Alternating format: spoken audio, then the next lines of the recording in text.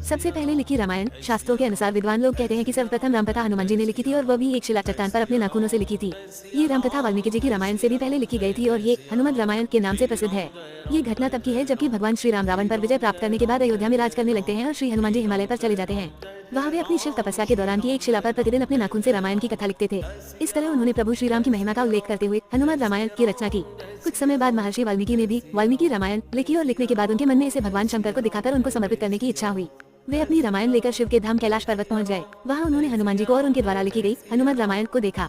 हनुमत रामायण के दर्शन कर वाल्मीकि जी निराश हो गए। वाल्मीकि जी को निराश देखकर हनुमान जी ने उनसे उनकी निराशा का कारण पूछा तो महर्षि बोले कि उन्होंने बड़े ही कठिन परिश्रम के बाद रामायण लिखी थी, लेकिन आपकी रामायण देखकर लगता है कि अब मेरी रामायण उपेक्षित हो जाएगी, क्योंकि आपने जो लिखा है उसके समक्ष मेरी रामायण तो कुछ भी नहीं है।